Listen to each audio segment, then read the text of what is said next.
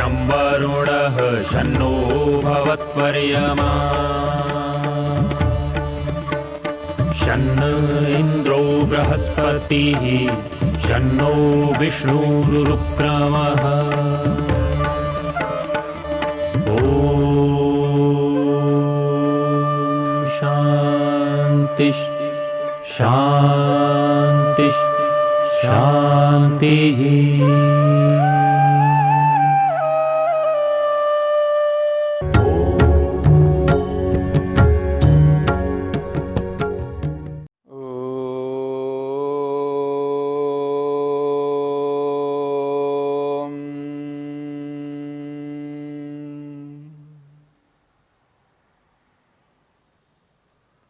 साधन पाद के 15वें सूत्र में 4 प्रकार के दुख बताए हैं।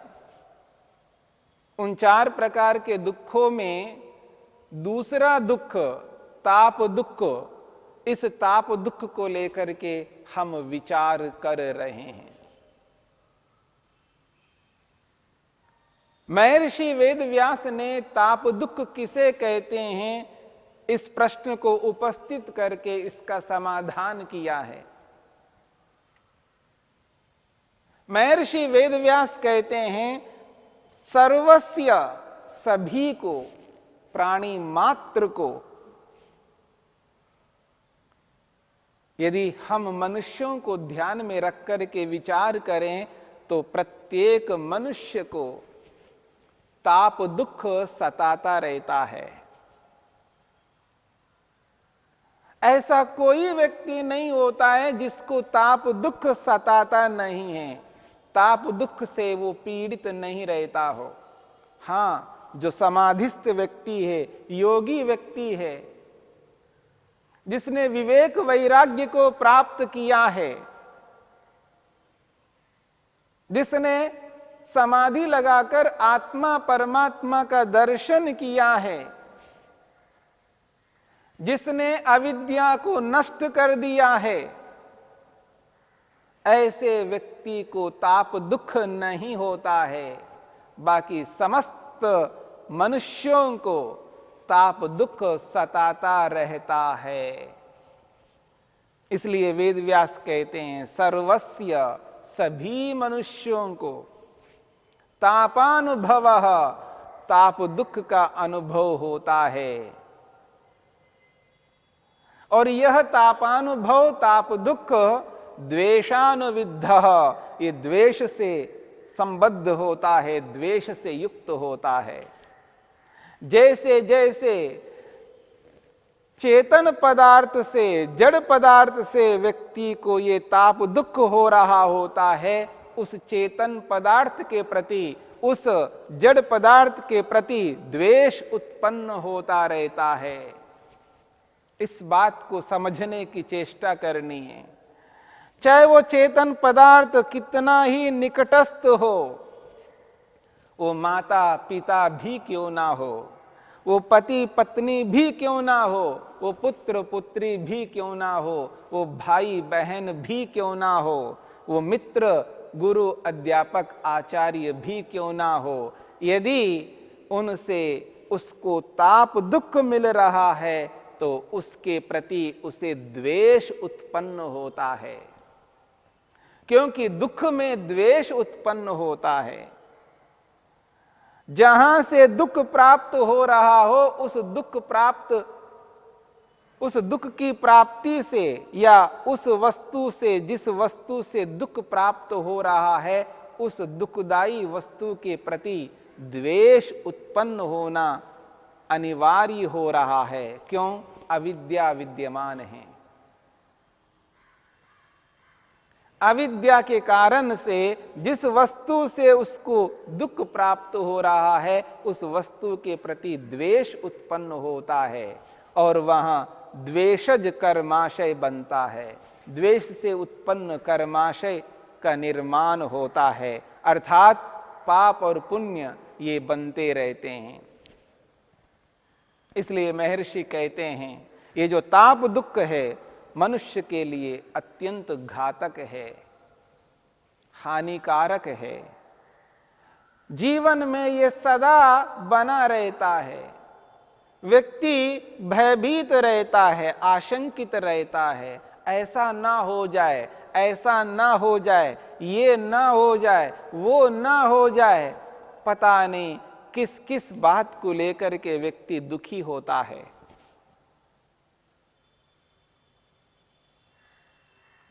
किसी भी मनुष्य से उसको ताप दुख मिल रहा होता है, किसी भी जड़ पदार्थ से उसको ताप दुख मिल रहा होता है।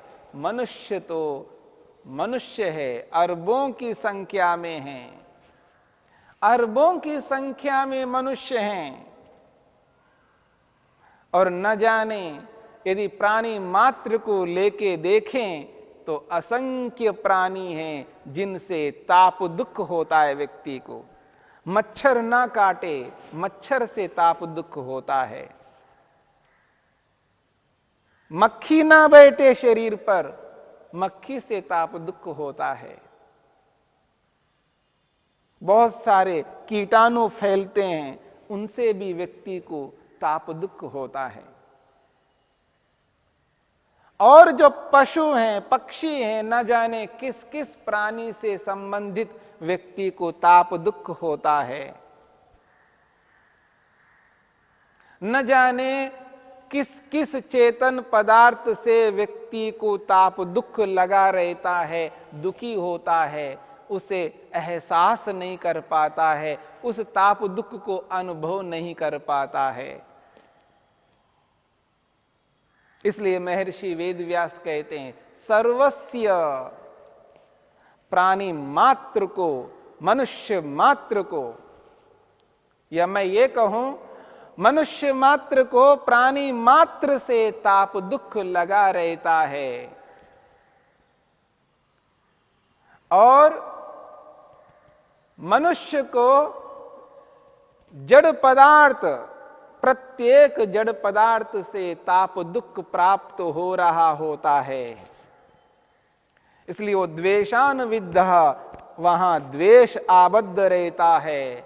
और उस द्वेष के कारण से तत्रास्ति द्वेषजः कर्माशय, उस द्वेष से कर्माशय बनता है।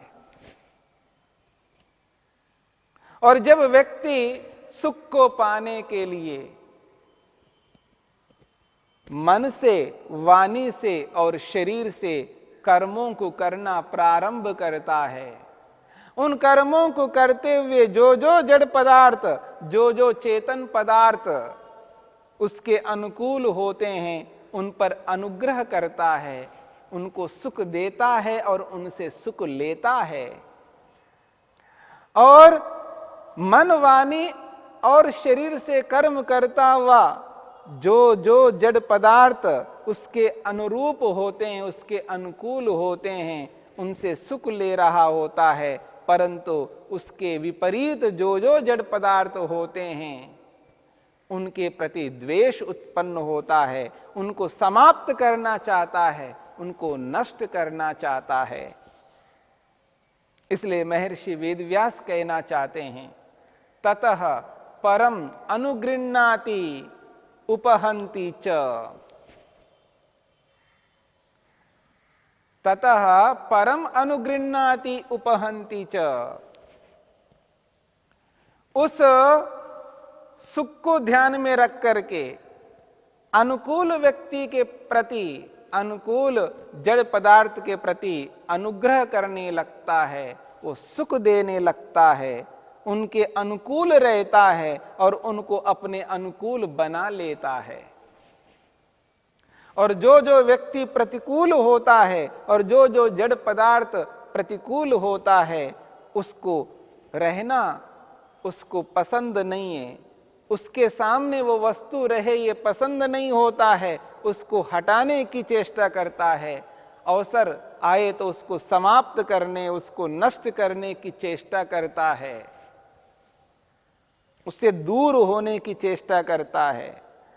जब ऐसा पानी, इतना पानी उसके प्रतिकूल दिखाई देता है तो उस पानी से वो दूर हो जाता है, क्योंकि पानी से भी व्यक्ति को डर लगता है।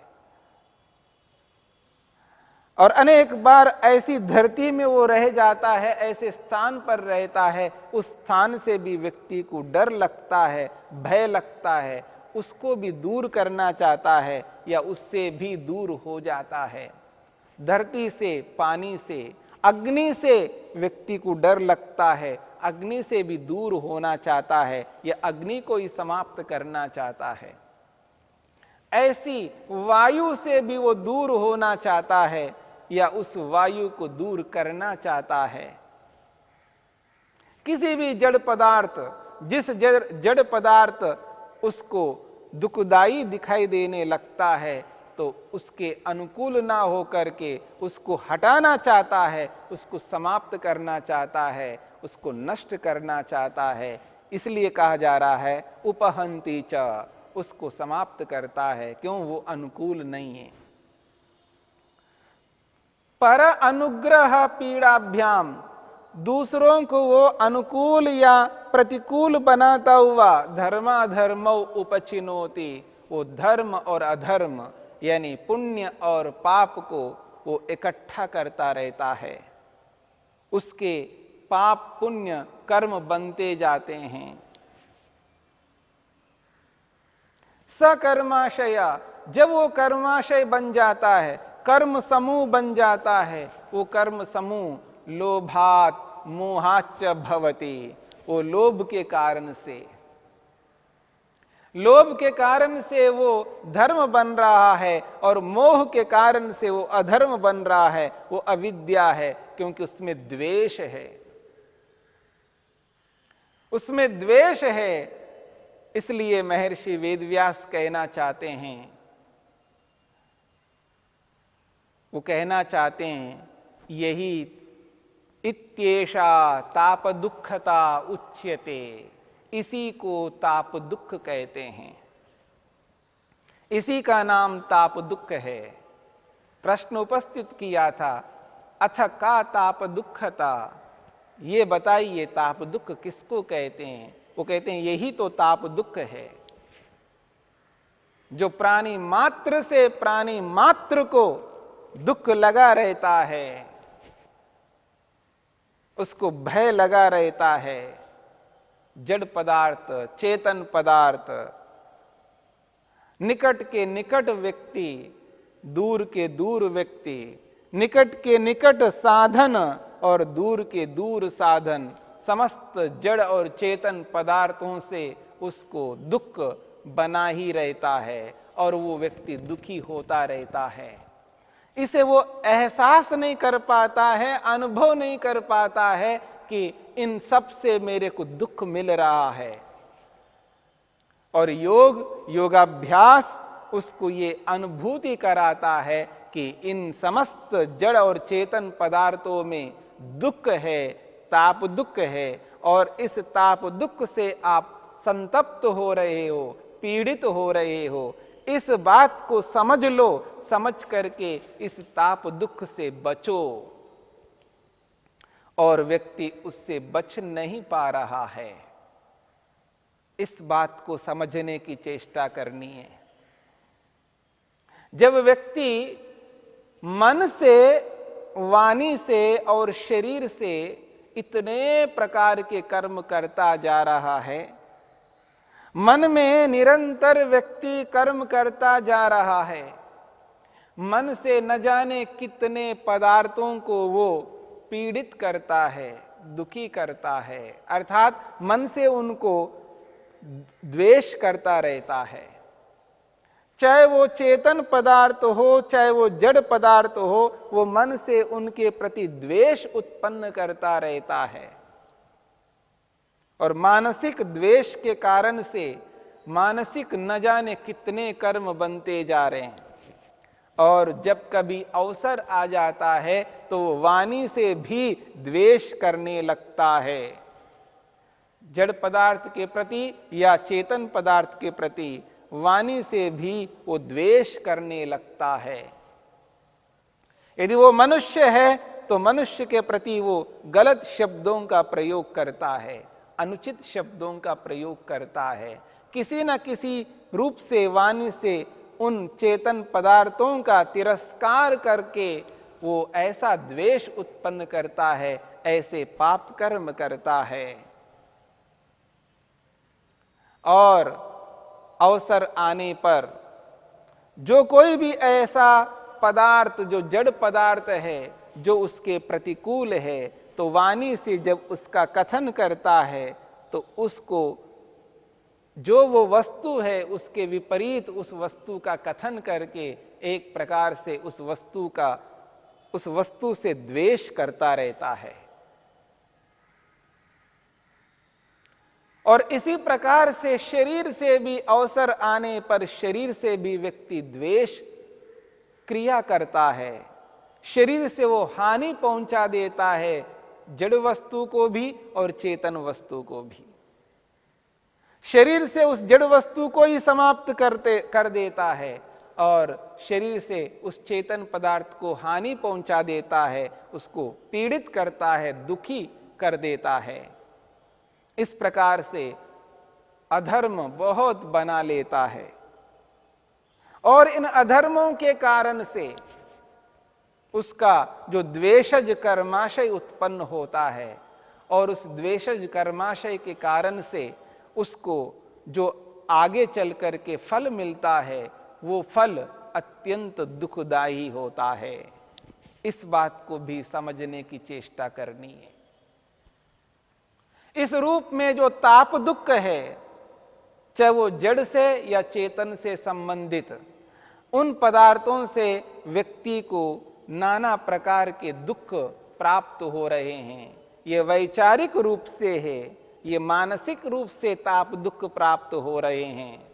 उनके प्रति वो द्वेष भाव रखने लगता है, क्योंकि उसको ये आशंका रहती है कि पता नहीं यह व्यक्ति मेरे को छोड़ करके ना जाए, पता नहीं यह व्यक्ति मेरे को दुख ना दे, पता नहीं वे व्यक्ति क्या कर दे। मनुष्य से संबंधित इस प्रकार की आशंकाओं के कारण से उसको दुख होता रहता है। ऐसे ही जड़ पदार्थों से भी उस व्यक्ति को दुख होता रहता है। कपड़े हैं पुराने ना हो जाए, ये भी एक प्रकार का ताप दुख है। मकान बिगड़ ना जाए, ये ताप दुख है। भूकंप ना आ जाए, ताप दुख है। आंधी ना हो जाए, ये ताप दुख है। पता नहीं किस किस प्रकार से व्यक्ति को दुख लगा रहता है। ये जो ताप दुख है जड़ और चेतन से संबंधित, ये निरंतर व्यक्ति के साथ जुड़ा रहता है। कुछ ना कुछ मन में ये चल रहा होता है। किसी न किसी जड़ या चेतन को लेकर के व्यक्ति इसी प्रकार विचार कर रहा होता है और मानसिक रूप से वो दुखी हो रहा होता है, क्लेशित हो रहा होता है, मानसिक संताप से पीड़ित रहता है। ये ताप दुख अत्यंत व्यापक है। बहुत व्यापक रूप से व्यक्ति को ये ताप दुख हो रहा होता है। ऐसे इस ताप दुख को योगाभ्यास के माध्यम से ही रोका जा सकता है। बिना योग के ताप दुख को हम रोक नहीं सकते। यह है ताप दुख। ओ